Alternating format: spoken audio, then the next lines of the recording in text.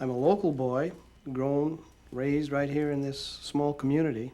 And when the subject of racism was mentioned to me, I found it extremely exciting because I grew up in this area with friends of all races. And we would read in the news, see on the television of racial struggles in other areas and could not comprehend how that could be, why they had to cause struggle and strife for each other.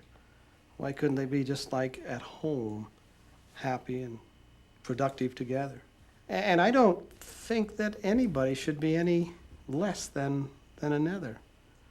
I grew up in this area right alongside the Native Americans, and some of them to this day are my dearest friends, and I like their cultures, yes. And I even seek after artifacts from their history, but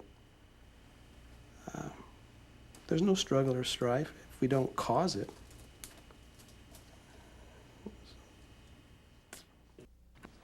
Do you think that we don't get excited as Americans when you say you are something other than just American? I got excited when Manoir said to us, he is Chinese American. Why can't he be just American and excited about being just American like David is? But wait a minute, You know, he calls himself an American. But I'm doing that for a very specific purpose. Okay. I'm doing it because I'm terming my identity as American to fight against the white supremacist notion that only white people merit the status of a title of American. Well, I agree with that. I don't think we do. I refuse to be segregated or to be allocated to a lower status by not being recognized as an American. I like that attitude, and I think that's a correct and proper attitude. Whereas But I'm also Chinese. Yes. I'm very proud of that. And for a person to look at me and say, for a white person to look at me and say, you're just like me, we're both American, totally insults me because it denies my identity as a Chinese person, too. You give us a hard time for being white and being American and being in control. I've never felt in control. I had vineyards and pear orchards for many years, and I employed many of your people, if you wish to call them that. They're my dear friends. To me, they are friends equal to any that I would have. I greet them. And now they come into my business and they just want to come in and say hi and talk to me. There's something different that's happened. What's different that's happened for us, and I'm speaking as a people, borders on genocide, takeover, colonization. You know what happens to me when I pass a mission? Yeah.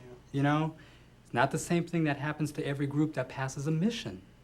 There's something different. When I hear Father Junipero Serra, what do you think I think of? You know, it's not... Conquistador. It's chopping off hands, Sure. It's slavery, I mean, you know, that's what's different. And it gets tiring to not have that difference known. Mm-hmm. It gets tiring to not have that difference acknowledged and to have to keep talking about it. That's what gets tiring. So I see here an attitude expressed by Yutaka and by Roberto that says, how can I be an American? I can't. And so I won't. I'm going to cling to my heritage. Is this clinging the problem? Is this belief that you cannot become American the problem?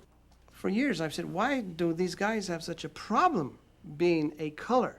Why can't they just be individuals and go out and make a place for themselves? What's your answer to that? And I hear you saying that we whites don't allow that, that we keep you down. Why aren't we just humans? I mean, why aren't we just brothers?